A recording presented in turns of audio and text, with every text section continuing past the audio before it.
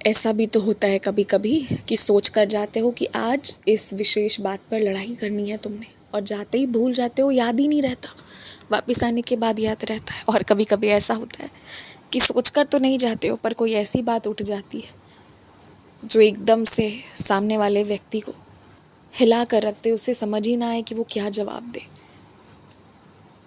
क्योंकि वो वाजिब रहता है, इसलिए तुम्हें तत्क्षण याद आ जाता है। और जिस बात का मैं जिक्र नहीं चाहता ना, वो तुम्हारे दिमाग से ही निकल जाती है। तुम्हारे दिमाग में जो भी चल रहा है और जो भी हो रहा है ना, सब मेरी लीला हो रही है, तुम्हें समझ नहीं आ रहा, सब मेरी लीला हो रही है।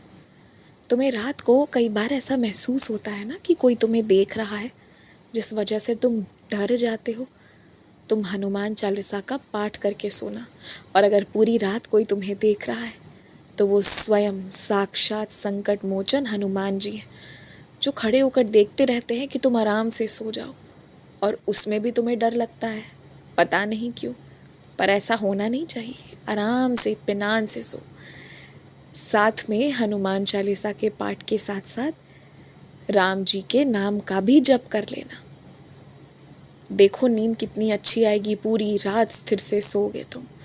और तुम्हें जो ये बुरे सपने आते हैं ना, वो तुम्हारे बुरे विचारों का परिणाम है, और वो विचार तुम्हारे सपने में चलते जाते हैं, और एक चित्र भी साथ ही साथ तुम्हारा मन तुम्हें प्रदर्शित करता है, और वो ठीक नहीं है। इसलिए किसी भी व्यक्ति के प्रति बुरे विचार मत रखो। तुम्हारी एक ऐसी रिश्तेदार है ना, जिसको तुम माफ़ नहीं कर पा रहे हो, वो एक ऐसी महिला है जिसे माफ़ी नहीं मिल पाती है। तुम ध्यान से सोचो, अभी नहीं तो कभी ना कभी तुम्हें याद तो आ ही जाता है कि किसने तुम्हें क्या बोला, किसने तुम्हें क्या किया। और जब तुम्हें याद आता है तो तुम जी भर कर अपशब्द कहते हो, मन ही मन, जी भर कर मन ही मन कोसते हो। अगर मैं सही शब्द का प्रयोग करूँ ना, तो तुम खूब कोसते हो। क्या ये उचित है? क्या तुम्हारा ये बर्ताव उचित है? बहुत दिन पहले ही तुमने मुझसे वादा किया था कि तुम आज से भूल गए हो, सब कुछ मेरे चरणों में वो सब छोड़ दिया है। तो हर बार पुरानी बात क्यों उठाते हो? हर बात पर पुरानी बात क्यों उठानी है? और अपना वादा यूँ इतनी आसानी से मत तोड़ा करो। मेरे भक्त हो, दृढ़ संकल्प लो और अपने वचन पर टिके रहो। ऐसा नहीं होना चाहिए। आदत सुधार लो अपनी।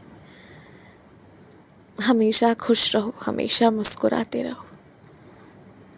और याद से जिसके भी पैसे बचे हैं, सबके पैसे लौटा देना। किसी के भी पैसे तुम्हारे पास बाकी नहीं होने चाहिए। सबके पैसे जिसके जितने बनते हैं वो लौटा देना।